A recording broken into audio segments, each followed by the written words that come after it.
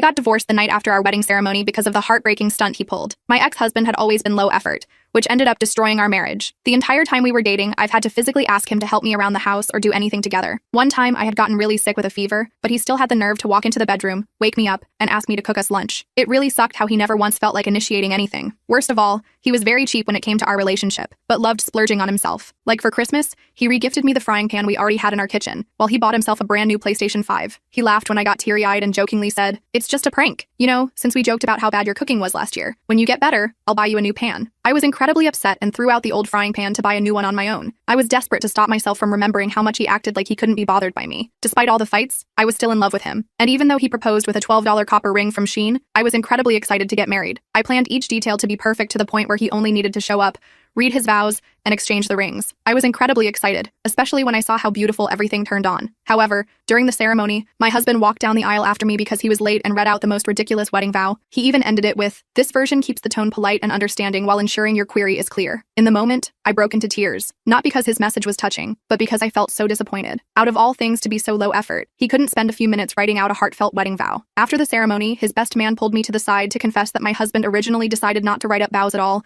So out of pity, his best man had to step in and write one up on ChatGPT. He didn't expect that my husband would read everything word for word without changing anything, and sincerely apologized. His confession broke my heart more, and I spent the rest of the evening drinking down alcohol, hoping to forget my problems. I wanted nothing to do with him anymore, and avoided him all night. The following morning, I woke up second-guessing my decision and shook him awake. I asked if we could have a serious conversation, and he dismissed it saying, "Sure, yeah, after you make us breakfast." I got up and cooked up a quick English breakfast and asked him to have the conversation over the meal. I told him that I was very upset yesterday, and asked why he couldn't write up a nice wedding vow on his own. He clicked his tongue to show he was annoyed and replied, "It was good enough. No one is gonna notice or remember anyway." He sipped his coffee calmly and scrolled through his phone. I dug my fingernails in my palm to gather a bit of courage and honestly told him, "What about me? I would remember forever." He stood up from his chair and demanded I stop making such a big deal out of every little thing he did or didn't do. I knew by then, things between us had been a terrible mistake. I packed my bags while he was busy watching videos in the living room couch. Before I could walk out the front door, he told me to pick up the laundry on my way home. If he had spared even a second to look at me carrying my bags out and tried to stop me, maybe I would have even given him a stupid third chance. I walked out the door and moved back into my parents' place,